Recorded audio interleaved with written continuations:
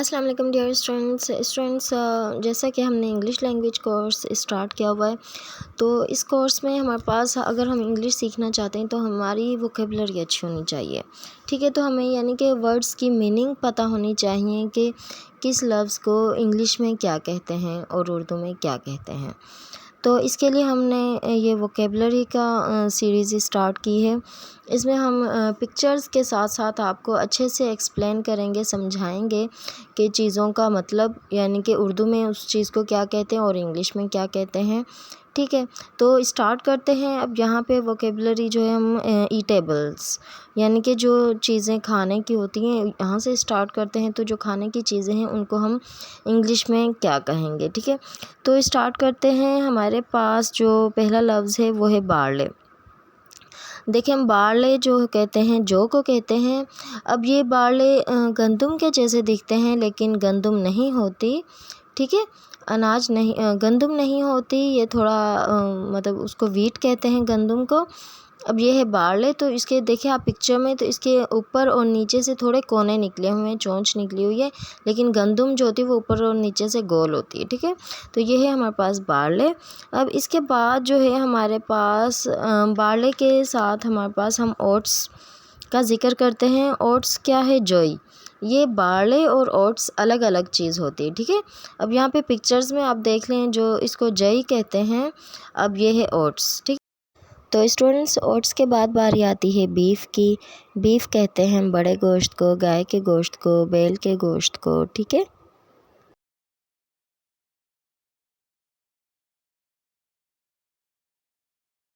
तो बकवीट कहते हैं मेथी को। इसे बकवीट भी कहते हैं, बकवीट भी कहते हैं। ठीक है, बकवीट माने मेथी दाना।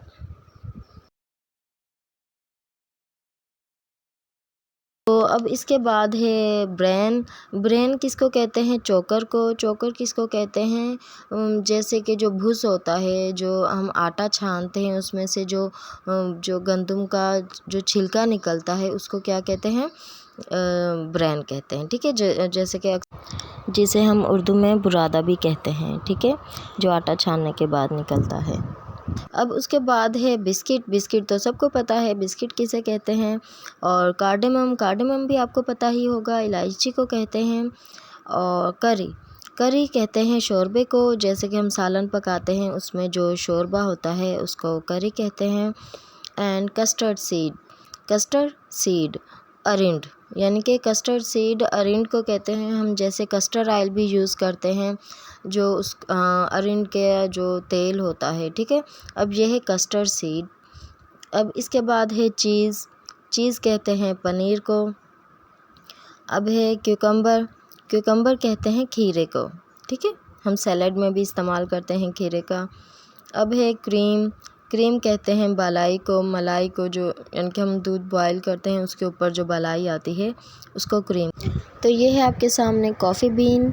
तो कॉफ़ी बीन को पीस के जो पाउडर होता है, इससे हम कॉफ़ी बनाते हैं।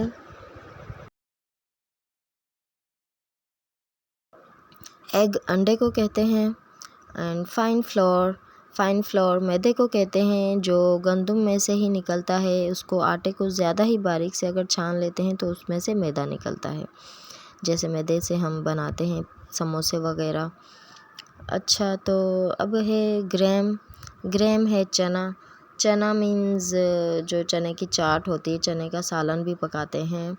ठीक है, अब है ग्रेन। ग्रेन होता है अनाज। अनाज मतलब किसी भी किस्म का अनाज हो सकता है। इसमें वीट हो सकते हैं, ओट हो सकता है, बारले हो सकता है, और चावल भी हो सकते हैं। तो ये सब मिलके क्या, इनको हम क्या कहते हैं? अनाज कहते हैं। ठीक है, ग्रेन।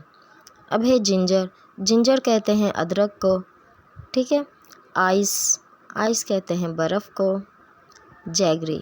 जैगरी मतलब गुड़। गुड़ जो हम अक्सर चीनी की जगह पे हम इस्तेमाल करते हैं, उसे क्या कहते हैं? जैगरी। जैगरी। अब लेंटिल। लेंटिल मतलब मसूर, जो हम दाल पकाते हैं, मूंग की दाल, मसूर की दाल, तो ये क्या है? लेंटिल। अब है मेज़। मेज़ क्या है? मकई, यानी कि इसको स्वीट कॉर्न भी कहते हैं मकई को, यानी कि भुट्टा, मकई, छली। ठीक है, एंड मस्टर्ड, मस्टर्ड कहते हैं राई को। और राई जैसे कि आपके सामने पिक्चर है। एंड मटन, मटन बकरे के गोश्त को कहते हैं। और मिन्स, मिन्स कहते हैं कीमे को। तो आज तक के लिए इतना ही, और बाकी इंशाल्लाह ताला अदर वीडियोस में अभी भी बहुत से हमारे पास नेम्स ऐसे बाकी हैं जो कि हमारे पास खाने की चीज़ों में इस्तेमाल होते हैं। तो इंशाल्लाह ताला मज़ीद वीडियोस में हम आपको दिखाएंगे और समझाएंगे।